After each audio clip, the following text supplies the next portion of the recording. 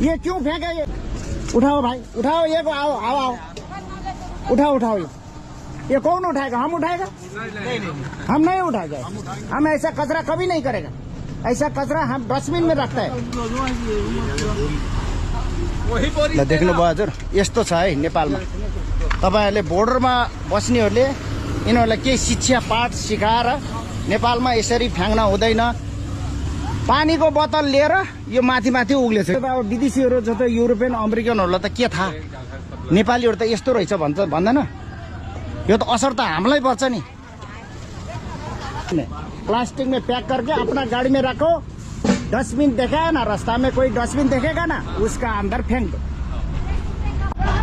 आप लोग आया, हमारा गेस्ट है, रोड में नहीं करेंगे। ये तो रोड है भाई, आप तो रोड ब्लॉक किया है। बड़ा बड़ा गाड़ी आएगा तो उधर रोड ब्लॉक होता है, इसीलिए हमने ये रोड ओपन किया है। तो रोड में खाना पकाए, खाना पकाओ, लेकिन कोई साइड में लगा के, कोई पार्क में, कोई अभी मंदिर में पहले पूछो खाना इधर पका सकता है नहीं सकता है, पूछ के। रास्ता है, जगह बहुत है, इधर बहुत जगह है।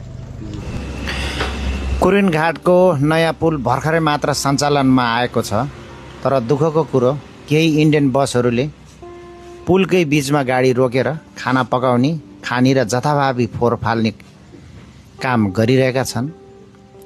ब्रिज र पब्लिक रोड भनेको पिकनिक स्पोट होइन।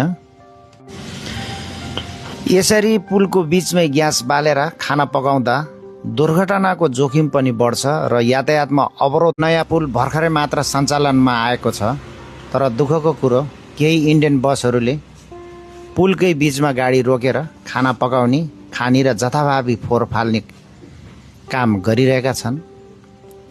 ब्रिज र पब्लिक रोड भनेको पिकनिक स्पोट होइन। यसरी पुलको बीचमै ग्यास बालेर खाना पकाउँदा दुर्घटनाको जोखिम पनि बढ्छ र यातायातमा अवरोध समेत हुन्छ।